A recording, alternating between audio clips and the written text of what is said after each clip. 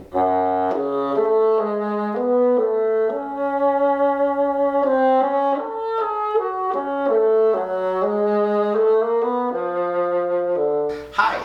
my name is Bob Williams. I have been the principal bassoonist of the Detroit Symphony for the last 46 years.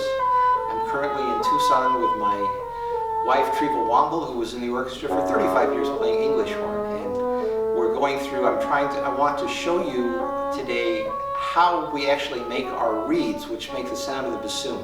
The bassoon reed is a double reed, and it's kind of interesting to see it from the beginning to the actual playing part. Wow. If you can see it, that's what we start with. Okay. Ready? Yep.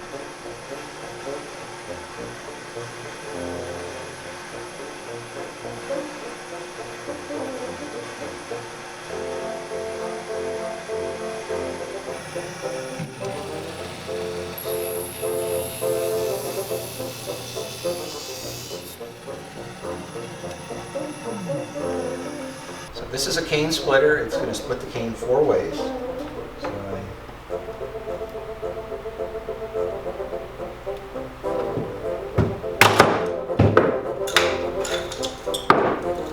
now I have 4 pieces of cane.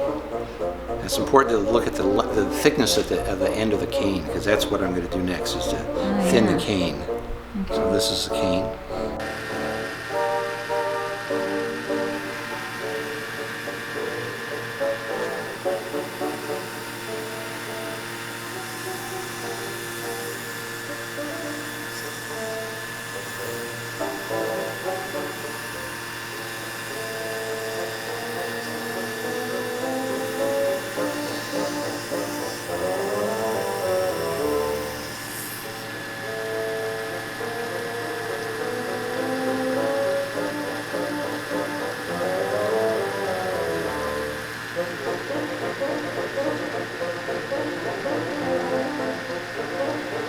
So now we're pre-shaping it.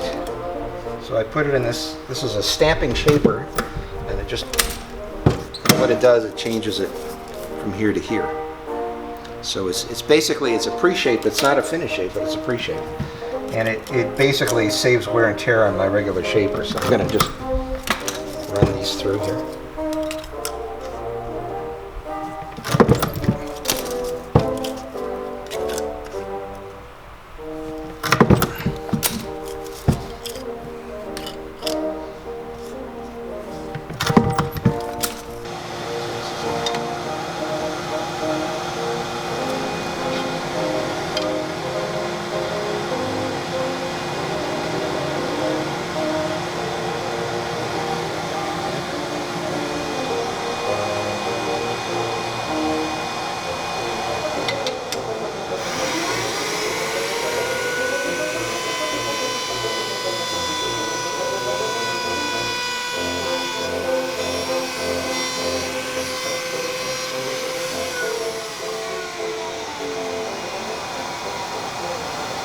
Side.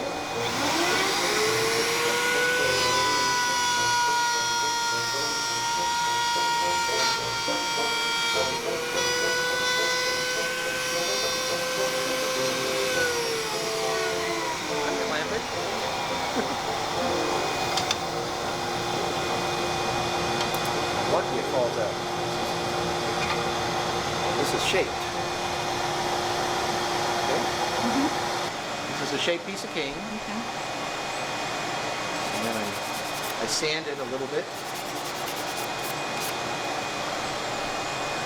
Put it in my machine. Push the button.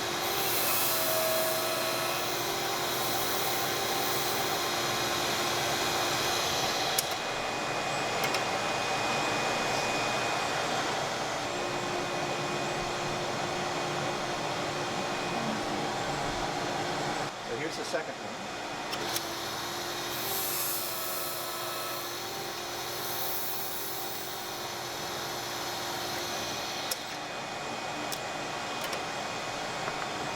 So this is cane that's been soaking, and the next thing I'm going to do is I'm going to sand the inside of the cane.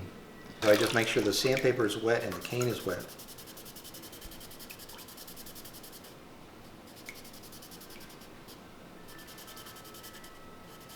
And I'm going to be doing, I'll do 4 pieces of cane here. And then I'm going to go to a finer sandpaper, so I'll end up, so the inside of the reed will be glass smooth once I'm done.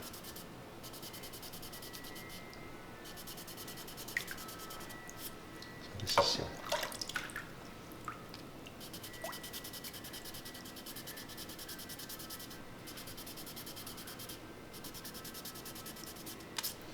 I put it in there and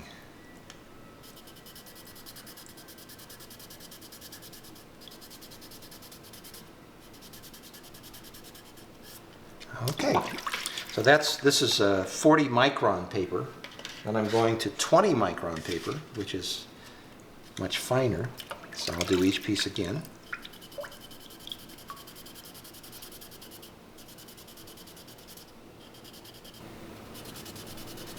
Well, one reason I do it is because I process my cane dry. Oh, okay. It never gets wet. So this is the first time the cane's been wet, and when it wets, the grains tend to swell. Okay.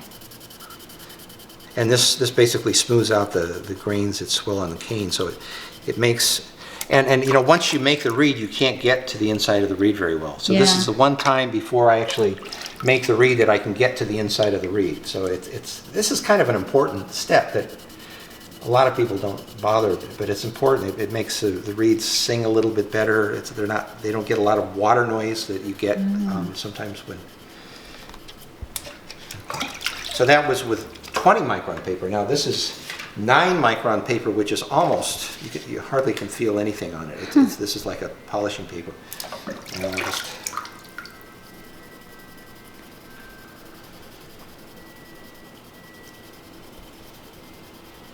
it's like it hardly does anything, but it makes the inside of the reed surface now, it feels like glass. It's very, very smooth. This is called beveling, and it just takes a little slice out of each side. So this is the first step I do. I'm trying to, if I'm lucky, I take pretty much equal slices out of each side of the cane. You have to be careful because the razor blades are very sharp.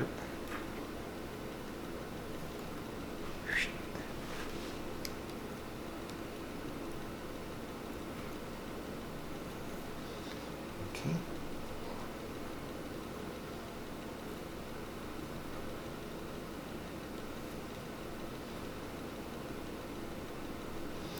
And the razor blades are basically at putting a 30-degree angle onto the reeds. Okay. And then the next thing I'm going to do is I'm going to do it's called scoring the reed. This is a tool that has just a whole bunch of utility knife blades that are next to each other. And this will, because you have to make the back of the reed round, this will put little cuts into the back of the reed, which will help it keep it from cracking. So and there's all different kinds of ways to score. I have a machine that the girl that makes reeds for me in San Manuel has that does this, and it does a great job. I'm putting on my reading glasses for making reeds. So the cane is done in a way I can just fold it in half, like that. So, and then I want to make sure that the sides are all lined up, and if they're not, I can just do a little tiny bit of manipulation to get them to be good. And then I start adding wire. This is 22 gauge brass wire. And I'm going to wire, I put one, which is going to end up 26 millimeters from the butt of the reed, or the bottom part of the reed. So we do that first. And I try to make the wire fairly tight. And then I'm just going to manipulate the wires until I know where it's supposed to be, pretty much, which is 26 millimeters. And then I take my ruler and I put it there, and that's basically 26 millimeters. I don't know if you can see it. So that's 26 millimeters, and then I'm going to put a second wire on.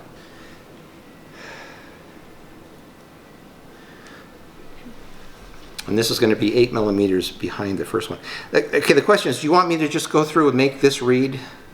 Or do you want, because this is basically what... Yeah, that might be interesting. Okay, we'll just just to see that one finish. We will make this one into a fairly finished reed or something like that. Now this one I want it to be 8 millimeters in between. So right now it's about 8.5, so I'm just going to move it down. So this is 8 millimeters. You can get that? Yeah. Okay. Yep. All right. So then I always kind of chop. Then what I'm going to do is I am going to wrap the reed with string. Okay. In the meantime, I'm going to, this is an alcohol lamp. I'm going to light the alcohol lamp. Oh, interesting. And I'm going to be heating the alcohol lamp up. I'm going to wrap the reed with, this is just a piece of shoestring. I'm going to wrap the reed with a shoestring. Oops. I'm going to try to wrap the reed with a shoestring. Yeah. All right. And I wrap it fairly tightly, and I'm going in front of the first wire with a shoestring about 3 wraps, and then I make a ball in front of the first wire, because the first wire, if I press it too hard, it'll cut me. I don't want it to cut me. So this is basically what I'm going to do. Now I'm going to take my pliers, and I'm just going to kind of open up to give me a little bit of a target to put the mandrel. So I'm going to open that up, and then I take my mandrel, which is hot, and I'm going to insert it into the blank. Yeah, you can see it sizzle. So I'm going to, and then I unwrap it.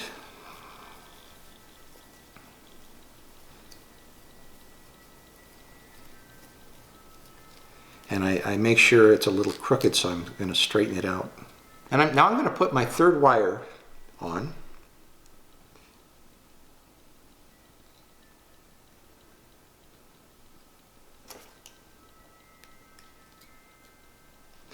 And now, since the reed is on the mandrel, now I have a little bit of torque. I can kind of tighten these wires. And this is a very important part. You want to really get these wires, you stretch the wires and then tighten them. Okay. And that makes a very strong tube. It puts a lot of strength into the cane. I have this gap here, so what I need to do now is I'm going to pull the reed down on the mandrel a little bit. Then I'm going to just put it back to where it gets a little tight. Then I'm going to retighten the 3rd wire. Now I'm going to take my pliers, and the pliers have a round cutout. And I'm basically going to, I squeeze the tube to bring the sides together, and it's kind of like swedging the cane, I guess. You know, Are those pliers just for reed making? Yeah, these are special reed making pliers. They're made by a company in Germany called George Rieger, and you can see now that the sides are together. Because it's really important that the sides be together. If the sides didn't come together, you'd have a leak, and you can't have a leak. And then you can take the reed off, and you have a nice round tube, and that's what's important, is to have a nice round tube. So this is a blank. It's round in the back, and that's the important thing. That's why it's made. So this is what's called a reed blank. Now I'm going to take a blank from here. Let's take the one on the end here. And I'm going to put it on the mandrel just to retighten all the wires. So by first pulling and stretching and then tightening.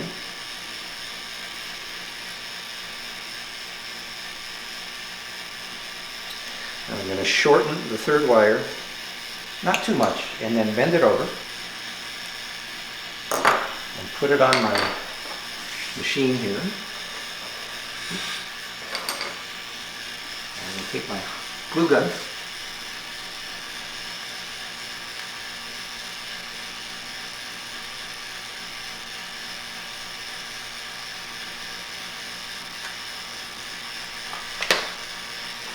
Alcohol lamp to heat it.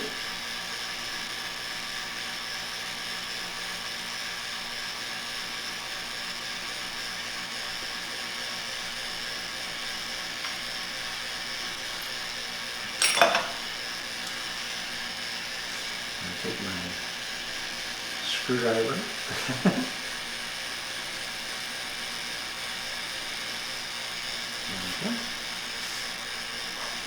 Try to keep the alcohol lamp from burning me. And I dip the screwdriver in the cold water, that sets a hot glue.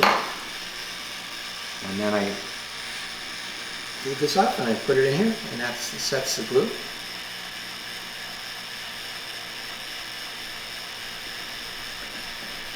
It's very quick.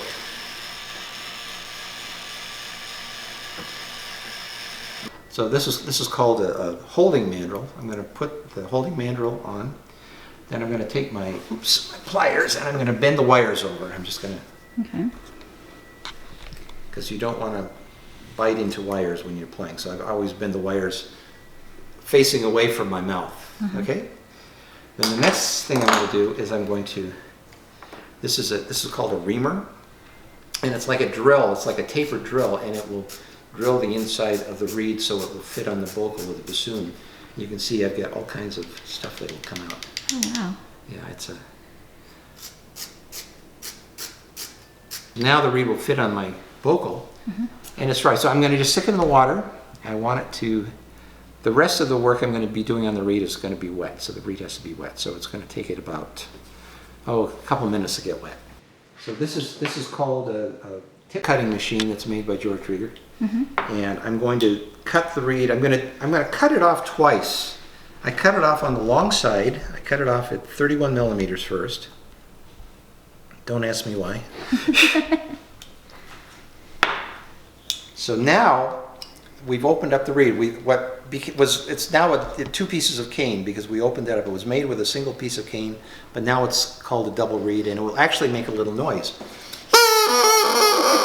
So next thing I'm going to do. This is called a tip profiling machine, and I'm going to put the reed on this, and it's going to thin about the first third of the reed. The reed right now is very long. It's about 1.5 millimeters longer than the finished reed will be. So now I'm just going to. This is a machine that will thin the tip, and I'm going to do this process twice because once I do both sides, I'm going to cut it to the playing length on my reeds, which is usually about 29.5 millimeters.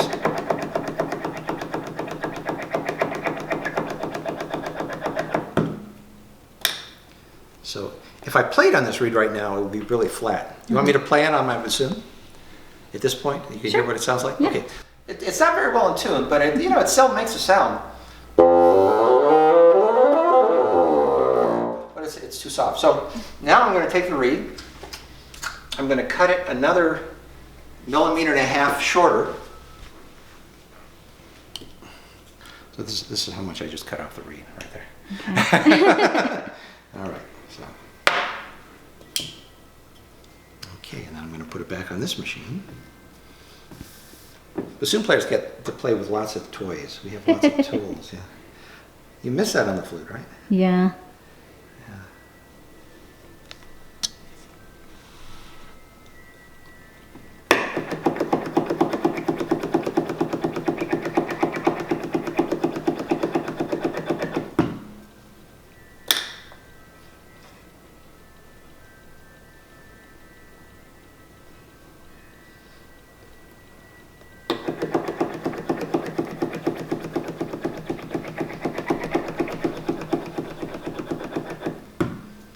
Okay, so we've made the reed about 1.5 millimeters shorter, and I thinned the tip. If you look at I don't know if you can see the profile in the light, but you can see it's kind of has a little bit of a heart shape in there.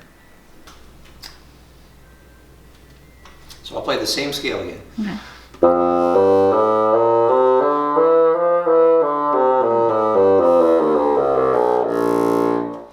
This is the first playing on the reed, and it's not bad. I mean, the scale is pretty good.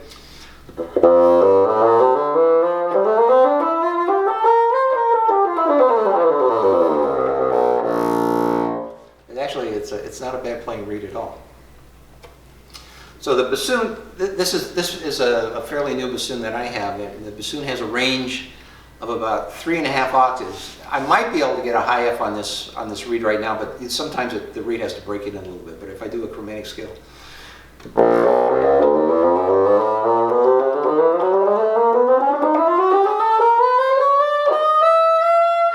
so I got a which is not an easy note to get on any bassoon. But anyway, so the reed works. You know, this reed would be you know, I think I could probably play pretty much. I don't know if I'd want to play a concert on it quite yet. I'd probably want to play on it for you know, an hour or so just to make sure everything's working.